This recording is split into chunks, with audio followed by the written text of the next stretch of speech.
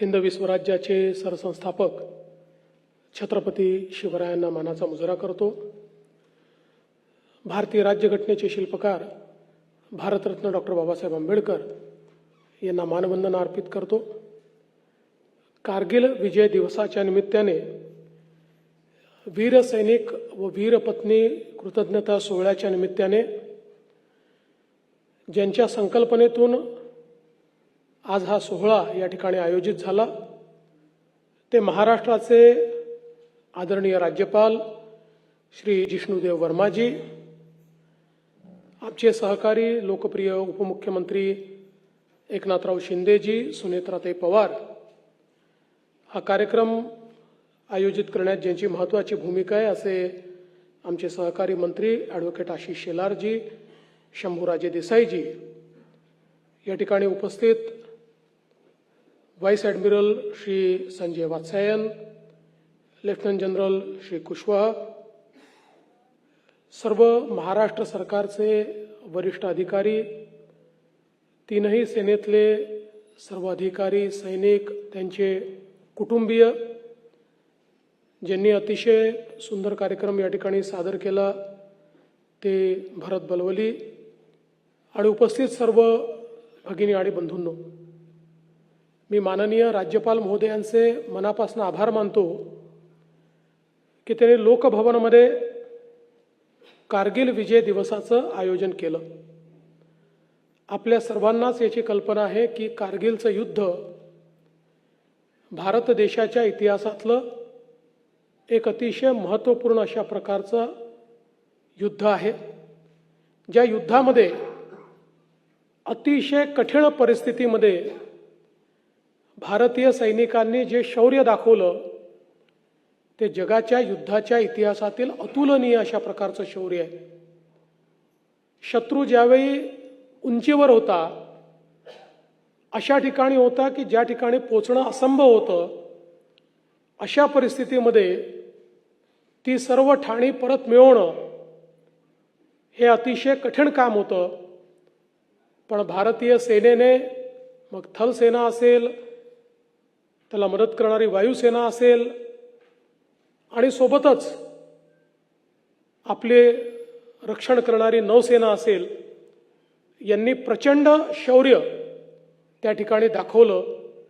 शेकडो मीटर वरती शत्रू असताना, जिथे पोचता येत नाही अशी परिस्थिती असताना, रात्रभर दोरखंडाच्या साहाय्याने वर चढून आणि वरून गोळ्या आणि बॉम्ब येत असताना, तोफेचा मारा होत असताना त्याची पर्वा न करता आमचे जवान, सैनिक, अधिकारी वरपर्यंत पोचले आणि त्यांनी एक एक ठाणं परत मिळवलं आणि त्यातून एक मोठा विजय आपण साकारला।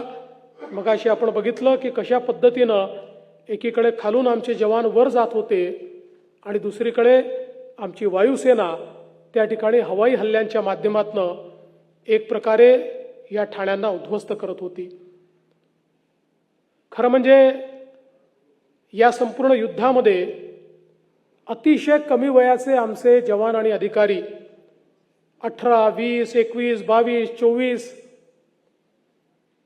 कॅप्टन सौरभ कालिया असतील, कॅप्टन विक्रम बत्रा असतील, कॅप्टन मनोज कुमार पांडे असतील आणि असे अनेक लोक आहेत की ज्यांनी वयाची 25ही पाहिली नव्हती, पण अशा पद्धतीनं ते लढले आणि लढत असताना त्यांच्या ज्या भावना होत्या, लढाईच्या दरम्यान त्यांनी आपल्या कुटुंबाला पाठवलेली पत्र असतील, त्यांनी कम्युनिकेशनच्या माध्यमातून त्यावेळी व्यक्त केलेली आपली भावना असेल, किंवा अगदी विपरीत परिस्थितीमध्येही मागे हटणार नाही, जीव गेला तरी आम्ही या ठिकाणी ठाण मांडून बसलोत, रिएन्फोर्समेंट आली तर ठीक, नाही आली तर आमच्या जीवाचं बलिदान देऊ, अशा पद्धतीनं त्या ठिकाणची जी भावना आहे, यापेक्षा उच्च भावना मला असं वाटतं दुसरी कुठलीच असू शकत नाही। आणि म्हणूनच कदाचित त्यांचं जीवन हे 22, 23, 24 वर्षाचं राहिलं असेल, पण जोपर्यंत भारताचा इतिहास आहे तोपर्यंत या वीरांना भारत विसरणार नाही आणि त्याकरताच हा कारगिल विजय दिवस या ठिकाणी आपण साजरा करतो। आपल्याला कल्पना आहे की जो समाज आपल्या वीरांना विसरतो त्या समाजाला वर्तमान तर असतं पण त्याला भविष्य कधीच नसतं।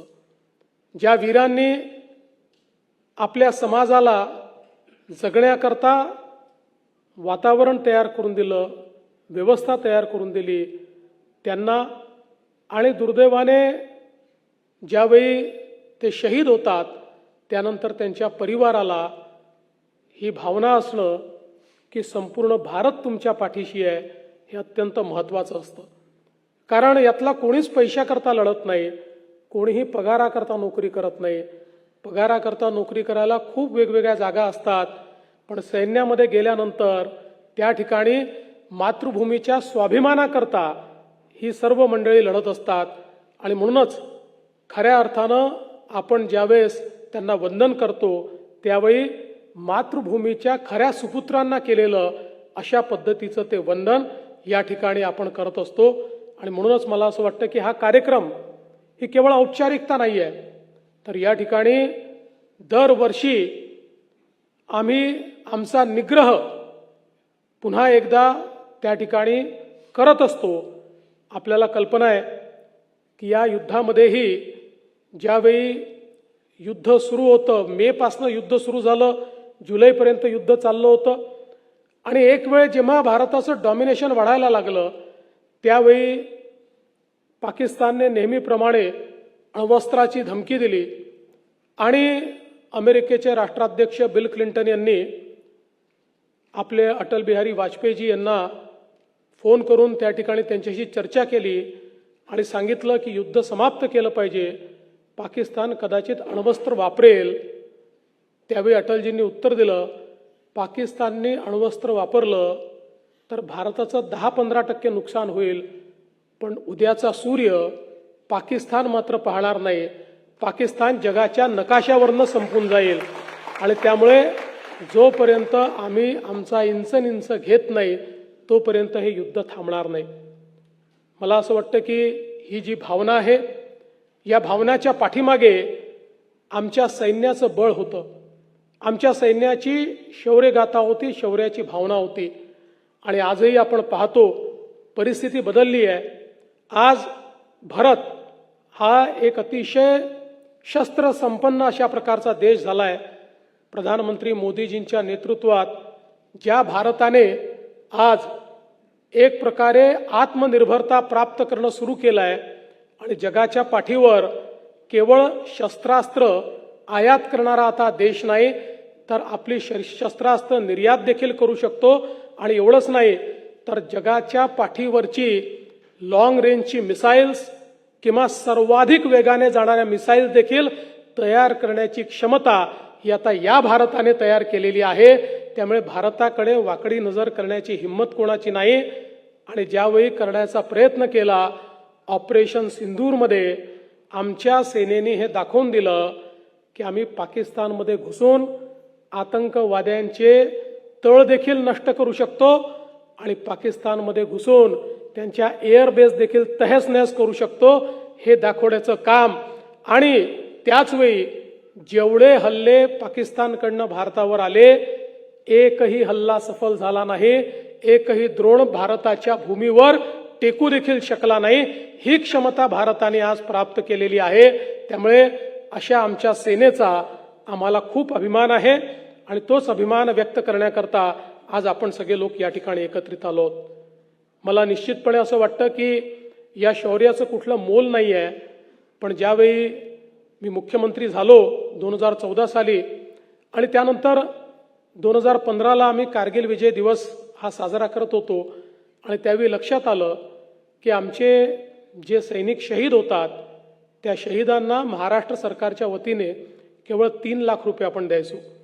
आम्ही हा निर्णय केला, पहिल्या वर्षी ते 10 लाख केले, पुढच्या वर्षी ते 25 लाख केले आणि 2017 साली निर्णय घेऊन आमच्या राज्यातल्या शहीदांना 1 कोटी रुपये देण्याचा निर्णय हा महाराष्ट्र सरकारने त्या ठिकाणी केला आणि त्यानंतर आमच्या राज्यातल्या शहीदांना आम्ही 1 कोटी रुपये त्या ठिकाणी देतो।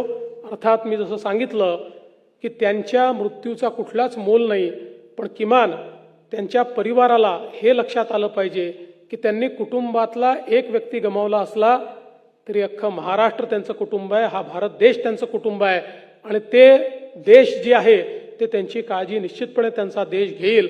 आणि म्हणूनच अनेक निर्णय आपण त्या काळामध्ये आणि आता देखील घेतले आणि मी निश्चितपणे सांगतो आमच्या या सेनेचा आम्हाला अभिमान आहे आणि या सेनेच्या पाठीशी पूर्ण ताकदीने क्षमतेने आम्ही देखील उभे राहू. कारण आज आम्ही देखील या ठिकाणी राज्यकारभार चालवतो, जगतो.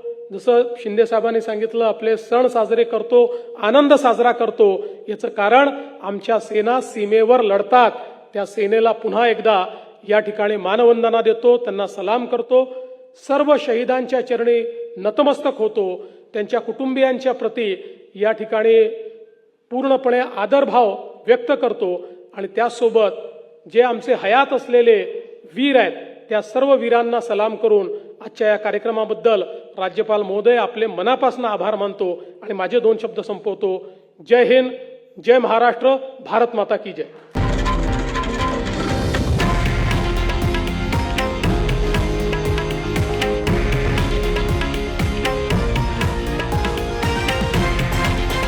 हे आहे देशातील नंबर 1 न्यूज नेटवर्क आणि आपण पाहत आहात TV9 मराठी, एकमेव.